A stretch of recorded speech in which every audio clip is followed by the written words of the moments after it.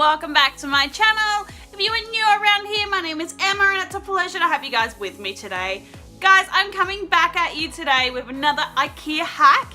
This one is done with, I believe you call the Hofsta frame. I'm not really good at Swedish, but anyway, it's the H-O-V-S-T-A frame. They are $3.99 in Australia, and you can get them in many different sizes. Today I've got 4 hacks for you guys on how you can upcycle this frame to be a fun piece of decor for your house. So let's jump in.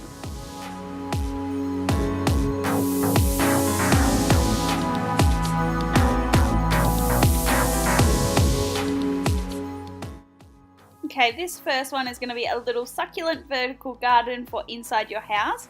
So to start off, you just need to take the frame apart. Now the great thing about these little frames is they've got this little inner bit which gives the frame depth, which makes it perfect for a project like this one. What I'm doing, I'm taking the Perspex glass front bit and I'm measuring out a piece of chicken wire the exact same size. What I want to do is bend this around at the ends to make sure that it sits perfectly within my frame. Now, so that the dirt does not fall out of the chicken wire, I'm actually using a supermarket bag, one of those environmentally friendly bags that you can get, and I've just cut out a piece of the right size and you can see I've put that behind the wire. Next, we want to get some soil into the frame and we are then going to put the back on once it's completely full. We then want to figure out where we're going to place our little succulents and cut little holes or poke little holes with scissors or a Stanley knife and poke our little succulents through. Once this is all done, we're ready to give our little garden a water and you are done. Make sure you put it somewhere in your house that gets plenty of daylight and don't forget to give it the occasional water as well.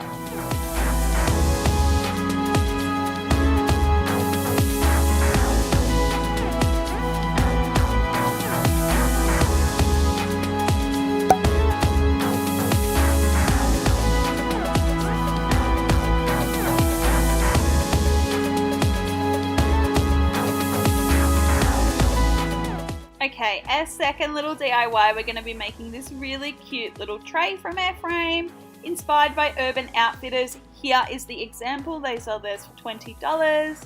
So what I'm doing first up, I've got this beautiful copper contact paper that I got from Kmart. It was $5, and this is just a leftover piece I have.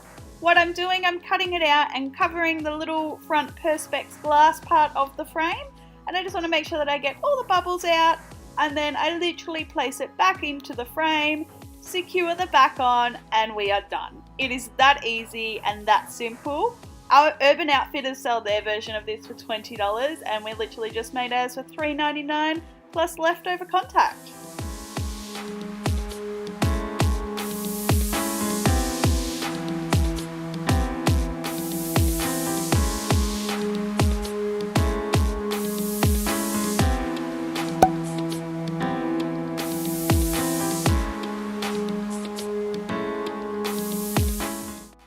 Okay, our third little hack is going to be a super cute embroidered star sign. Now I've done some embroidery on paper before. Here is an example of some notebooks that I've done and this tutorial is on my channel. So do go check it out. Basically what I'm doing, I'm cutting out a piece of glitter paper to the size of the frame. I'm then drawing on the back the shape that I want to embroider on the front. Now a tip here, make sure if you're drawing your design on the back that you draw it back to front, because when you embroider it, it will be the right way on the other side. Now I am a Libra, my birthday is in October, so I've chosen to do a Libra star sign, and I've just got my white yarn that I am using an embroidery needle with to create the design on the front.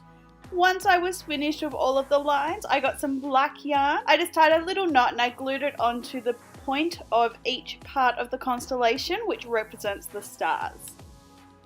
Lastly, to finish off my design, I just wrote the word Libra on the bottom of the frame and I popped the design back inside the frame. Now this just shows everyone what it is, and I think this is a super cute gift idea for a friend that loves astrology.